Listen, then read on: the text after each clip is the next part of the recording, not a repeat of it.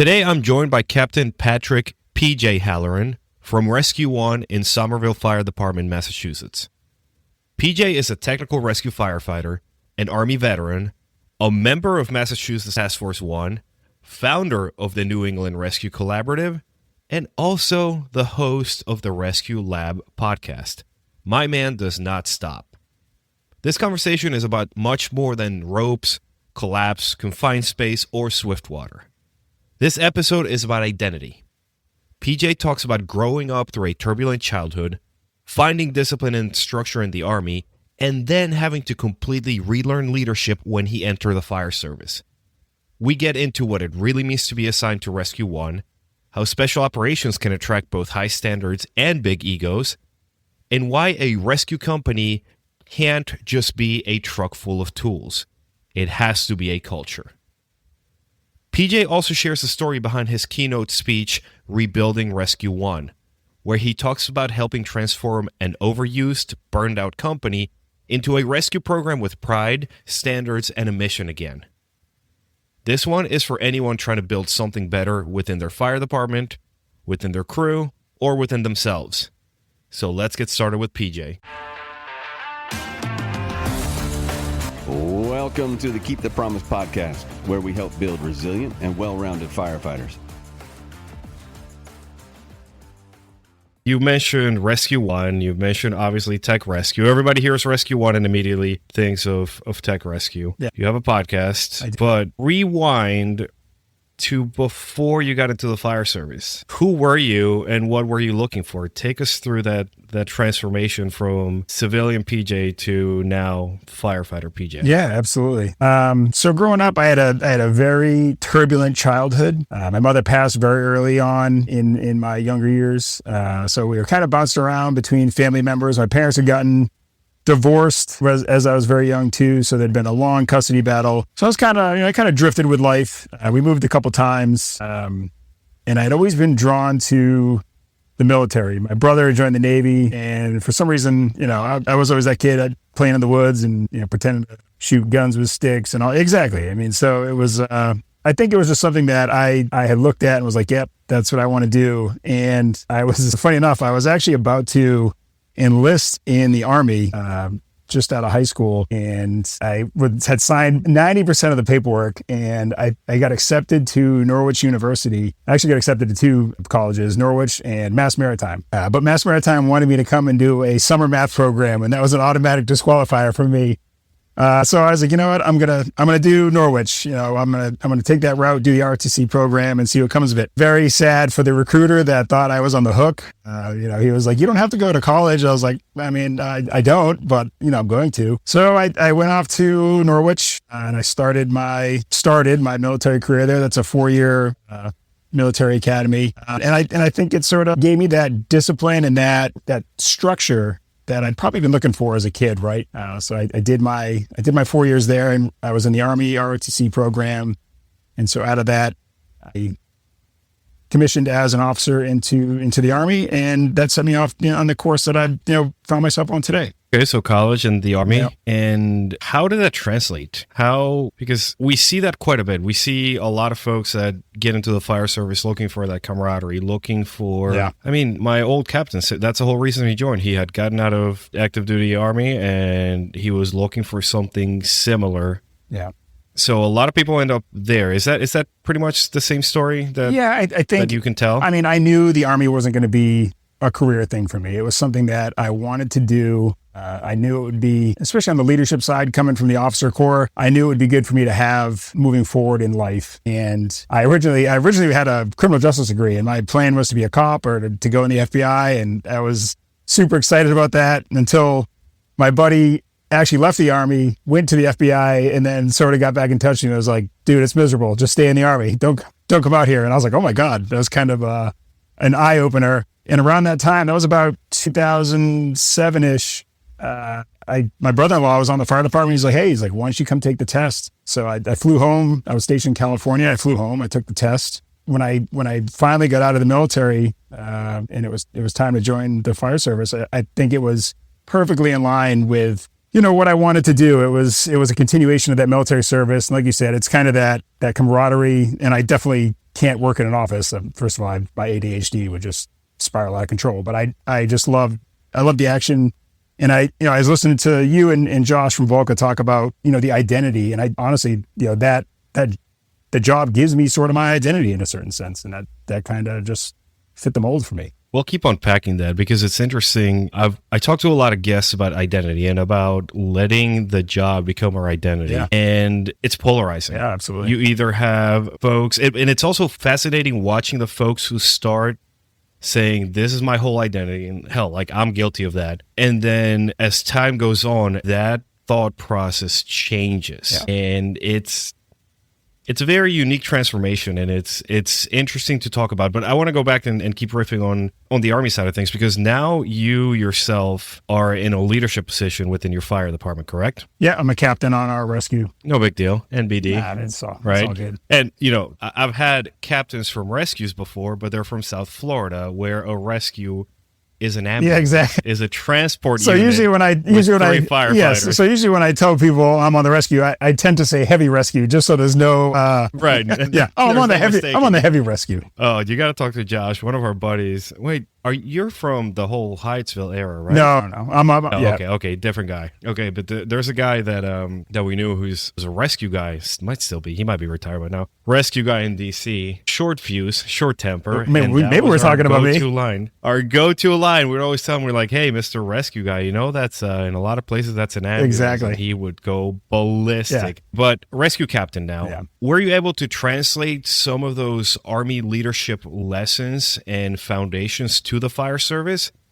And I'm curious to see if there are things that don't really map out, that you can't be like, nope, like this worked in the Army, this ain't going to work. Yeah, honestly, it was a very hard transition for me at the beginning. By the time I left the Army, I was a captain in the Army as well. And so now I'm in charge of, 250 soldiers at a basic training command. And now I come and I'm, just a lowly private riding the back step. And that's fine. I have no problem with that. But the cultural side of it was just a total 360. And I think it was sort of coming into an organization that was very closed in the sense that a lot of these, I'm not originally from this community, so a lot of these folks, went to high school together and then they got right on the fire department, as to where I just had a very different life journey, and was out and fended for myself and saw the world per se, and came here, coming up the ranks as an officer and trying to impose my leadership skills or things that I thought translated, didn't work. And I had some very hard times coming up the ranks, just butting heads with people on basic things. And there was times where I was ready to walk away. I would have happily gone and worked at Home Depot but I stuck through it. And now as my role as a captain on the rescue, I have sort of found my niche again, where I can take those past skills and now we're actually implementing things, and I'm seeing the benefits of that. It was basically a long lesson on patience. Oh, yeah. On being able to put up with all the BS and then get to a point that you can actually implement what you know. Yeah, I think I finally found my spot, and I'm exactly where I need to be, and I'm finally happy. And like going to work, I'm like, I'm the happiest I've been in so long. I have an awesome crew, and it's been life-changing. How did you end up in the tech rescue side of things? Was it a call? Was it somebody you talked to? I came out of the academy, and we had some weird, when we were doing some tech rescue like ops stuff, where somehow the special ops battalion chief would show up, and you're like, oh shit, like you stand up a little bit straighter. Like I want to go to SO. Yeah. And for me, it was just like a straight shot out of the academy into SO, which brought it's a whole can of worms, because you're putting a rookie in a special ops house, and that's nothing but egos. Yeah, what was your move? So funny enough, I got on the department in 2010, and our heavy rescue was delivered in 2011. So very early on in my career, and there wasn't a rescue before that. It was actually an old engine that had been put out of service. I mean, I was there, I was actually there the day the truck arrived. I remember arriving on the apron, and I was like, man, this thing's cool. And it sort of was, a throwback to my military days, thinking like, hey, this is the elite of the elite, or it should be anyways. But there was a lot of grumbling about, hey, this is a waste. This should be the engine that was out of service. So I was actually put on the rescue very early on in my career as a firefighter. I happened to take a couple classes, and back then for good or for bad. If you took some rescue classes, you were on the rescue and you weren't going anywhere. So I only left because I ended up getting promoted. But for a long time, people got stuck on it. And that was kind of a motivational killer for people. Really? They didn't like it, huh? Yeah, it's a very strange dynamic, and it was hard to place, but I was sort of in the middle of it too. Like I appreciated the work that I was doing, and it was different from just regular firefighting, which obviously that's why I joined the job, but it opened me up to just different skills and just meeting different people. And I think the ultimate reason why I got in tech rescue is the people that are in tech rescue want to be there. They want to work and they want to be doing the hardest job. And that's just right up my alley. And I just click with those people, and it gets me out of the fire station, to be honest with you. We're gone all morning. I tell my boys, I'm like, hey, we're going to grab a coffee, and then we're going to climb something, and we'll be back. I'll let you free at lunch, and that's it. And it's just, we're off in our own world doing whatever we want. And it's awesome. Dude, that sounds phenomenal. And it's interesting that you mentioned that people would get assigned there and like begrudgingly, because at least for me coming up, I had mentors and these giants in places like Baltimore and New York, where into any sort of specialized company, much less a rescue company, took years of effort. It's just fascinating to see that people land there and they were just like, eh. But I think that you've taken... No, I was going to say, but I think that's also that's a cultural issue, and that's an administrative issue. And that's sort of what I talk about. I mean, I want to jump the gun here with the Rebuilding Rescue 1 thing, but we were just led down a path that burned out, everyone that was on the rescue. It was an overused company, and it led to this culture of just, man, I don't want to be on this. It was a death sentence for officers. I mean, there were still some good people that believed in the mission and tried to power through it, but everyone was burned out. We were going to every single central station in the city, every car accident. You name it, we were going to it. And I think there was a little bit of, some people had pride in, hey, we go to everything, but like, dude, you were just burning out your people, and it was tough times. Tell me about the keynote speech that you gave. Yeah, so I was lucky enough to just come off of the New York Tech Rescue Conference, and for a while I had been working on a presentation called Rebuilding Rescue 1, and it was sort of my journey through my years on the rescue as a firefighter, as a lieutenant, and then now as the captain, and sort of how we broke out of that cultural stalemate, and actually were able to build back the identity of the rescue and sort of give ourselves an identity and plant our flag in the sand and be like, hey, we are the rescue, and just put a little attitude back into it. And it was really awesome to present that, because afterwards people came up and were like, hey man, I have been in that spot, or I am in that spot right now. Like, how do I get out of it? What do I do? And it's really cool to connect, because I think we're all on the same path, whether, different journeys. And that was part of the thing. Different journey, same path, but it was just great to see. I think people just want to know that they're not alone in the journey. And that's the important thing.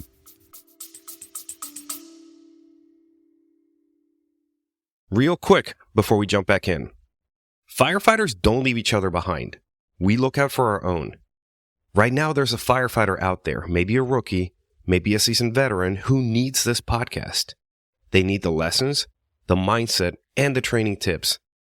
But they'll never get them unless you help them. Here's how you can help right now. On Apple Podcasts, tap the 5 stars, then scroll down and write just a few words about what the show has done for you. On Spotify, tap the 3 dots, select Rate Show, and drop your rating. It takes less than 60 seconds, it costs you nothing, and it helps one more firefighter get better, stronger, and more prepared. We look out for each other. This is one small way that you can pay it forward. All right, back to the show. We talked about this before, and we're going back to this keynote and rebuilding that identity. But special operations, any sort of technical rescue, any sort of like specialized field brings in even more Type A personalities, right? You take a bunch of Type A dudes, but you are firefighters. Then you tell them you're extra special firefighters. Well, we love hearing that, don't we? Yeah, 100%. And it's like, you look down upon, you're like spitting down on your brothers who are not in special operations. How did you navigate that almost minefield of reestablishing and rebuilding that identity without veering too much into the ego side of things? Because that line is very thin. It can be. I mean, I think you say veer away from the minefield. I think, unfortunately, I just walked right through the minefield, and that's probably why, and honest to God, I did. I mean, I literally have stepped on every metaphorical landmine that you can imagine, but I'm also not, there are a lot of egos in tech rescue, 1,000%. And that's kind of a turnoff for me. I hate that. Tech rescue to me is very team based, and that's it's the best parts of, any of the military services. Like, to me, that is exactly what it is. Like, you are working with your crew and your surrounding crews, and that is what I love about it. So there's no room for ego, because the minute you bring ego into it, you're sort of defeating the whole purpose of what, you're supposed to be doing in that team. You talked about how you guys were pretty much to the ground. Yeah. And that admin was pretty much, you're almost like cannon fodder. If somebody from admin is listening and wants to take the tech rescue side of things seriously, what's the starting path? Is it staffing? Is it getting those dudes with the egos? Is it training? Is it getting all the, brand spanky new Petzl stuff? Yeah. Leadership? Where do you start? So don't get me wrong. You do need a little bit of ego in tech rescue. You have to. I mean, you know what I mean? You really have to. Because also you're doing crazy stuff, and you need those guys that they got to screw loose, but they can still hold it together at the end of the day. But honestly, in building rescue capability, you just have to start. I think you can sit behind a desk and just try and map out this great, hey, we're going to build this rescue program. We're going to buy all this gear. We're going to train here. We're going to do this. But people they just don't start. Just get some basic training for your people and just establish the program. And you can always, down the road, you can get better and you can do something else, but you need to start somewhere. And that's my key. But also at the same time, managing that, you have to build the culture sort of alongside it, because if you do one without the other, you're going to face problems down the road. But Jazz, I think just with sort of what we went through, I think there was issues with like the ego issues you're talking about, but it's not from the tech rescue side. It's from the engine guys, the hose guys. I believe that there is a hard line in the sand when it comes to tech rescue and special ops, and I've seen it play out.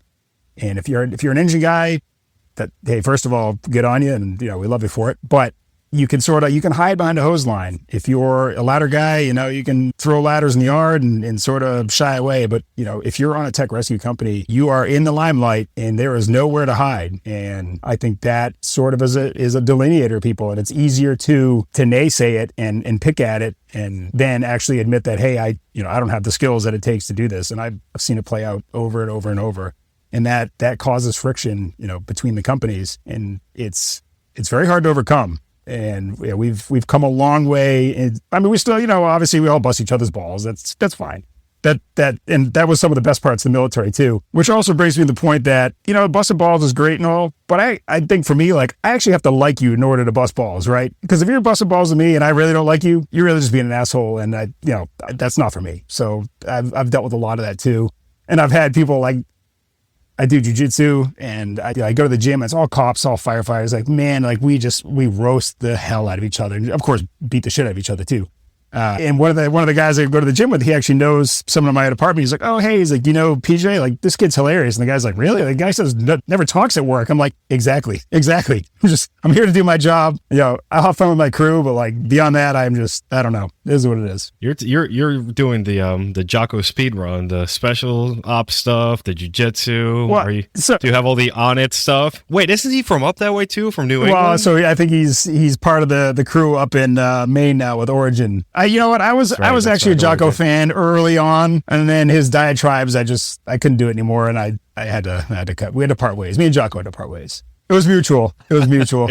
Right? Yeah. We both agreed to. Yeah. I mean, I kind of went through the same thing, but I will always love and appreciate the book readings part. Yeah. Or when he would bring the authors. He had all the SOG guys from Vietnam, and John Stryker Meyer, and those stories were phenomenal. There were some things that did get a little bit okay, bro, I'm going to get up at 4:30 and seize the day by the balls, and that's fine. Make my bed. And that's fine. But it was always the very last bits of the podcast where he just start to talk low and just, you got to push through. And it's all right, man, just sell your supplements and let me move on to the next podcast. Seize the day with these supplements. Jocko Moke. Bro, I hope I don't get fucking sued for this. Jocko, I'm sorry. Yeah, Jocko. Yeah. Sorry, bro. It's all good. We're homies. Yeah. But to your point, I feel jiu-jitsu was, No, you go. Jiu-jitsu was a huge part of sort of my way of dealing with the crap at work. So one of my mentors, I think, was one of the rescue captains before me. His name was Steve Morris. And, we were both at the same station at a certain time, and we'd work out together, and we'd always shoot the shit. And it was a great way to blow off steam with all the bullshit that was going on at work. We'd always just talk about, he's always trying to get me to do jiu-jitsu. And I was like, yeah, man, I'm in for sure. And I kept making up excuses like, I don't want to train at night. Like, it's no big deal. And then he finally found a place like, dude, he's like, they got morning classes, they got noon classes. I was like, oh shit. All right. And that was about 10 years ago. And it was there in some bad times. And it was always great to just go, get your ass kicked and forget your problems for a little while. And beyond that, some guys from my crew started showing up and started training too. So it was we had our own, separate brotherhood outside of the firehouse, which was really cool. Yeah, it's interesting having folks that are training together and just doing stuff together outside of the firehouse other than going out drinking. Well, yeah. That's the baseline. Exactly. I think it builds a different sort of cohesion, and it kind of like, at the end of the day, it's still going to increase your work capability, if you will. It's going to make you a better performer. No, I mean, just the physical workout alone is incredible. But I think it just gives you, people talk about mental resiliency, and I there's no better way of proving resiliency than, getting a knee to your face and carrying on. Dude, it's almost verbatim. All you jiu-jitsu guys and gals say the same thing. I interviewed somebody from my old department, and she basically said the same thing. She's like, really hard to feel down, and it's really hard to not be resilient when you're literally getting choked out. Yes, yeah. Like, nothing else matters at that point other than surviving that choke. You just look up at the clock hoping it goes to zero, or you're going to sleep. I've been there too. Right. Is what it is. Oh, it's getting darker. It's getting darker. I always say, it's weird. I always have this recurring dream if if someone ever puts me to sleep, Brazilian Christmas. I don't know what it is. It's just maybe Brazilian Santa. Yeah, I don't know. It might just be the hypoxia, but yeah, it's probably like your brain getting all completely short. Yeah, I have what is it, CBE now or something, or the CTE. Yeah, I definitely have that. TBD. That's the other Rescue One. No, that's what I'm using to recover from the CTE. And everybody go buy Rescue One CBD. Use code KTP for 15% off. You're welcome, John. Nice. He better listen to this podcast. Yes, we better now. Okay, we're about to dive into the whole Rescue One side of things. We've talked about you. We've talked about the culture. We're actually going to get into the real meat and potatoes. And I want to start with almost the personality cult, because I mentioned before, and I try to allude to it as much as I can. Anytime that somebody hears rescue company, and especially Rescue One, like the name itself has almost like a mystique. Yeah. It has a pride behind it. You think capability. Like, I know my buddies in Rescue One in Baltimore City, they are top-notch human beings, top-notch firefighters, like amazing dudes. What does that mean to you personally? Like, you get to wear stuff that says, unqueued, right? Oh, yeah. It's also tattooed on my lower back. How does that make you feel?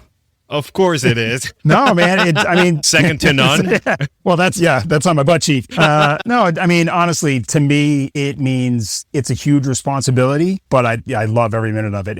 It really is that. It's sort of the pinnacle of what I think, firefighting it is. And if you've ever read The Last Men Out by Tom Downey, talks about the guys of Rescue 2 back in New York in the early days. And there's a piece in there that really struck me when I read through it, and I highlighted it and I go back to it. I talked to it at the beginning of my speech. I go back to it, and it talks about how, he says the men of Rescue 2 were some of the strongest, bravest guys in New York, and how if you were a firefighter in trouble in, some smoky hallway somewhere, the men of Rescue 2 were coming to save you. And on top of that, they were the smartest guys that could rip apart a car, get you out of the East River, and then deal with a nuclear bomb if they had to. And that is just the most amazing thing to me, and that struck me because I truly believe that, and I think that's what it takes.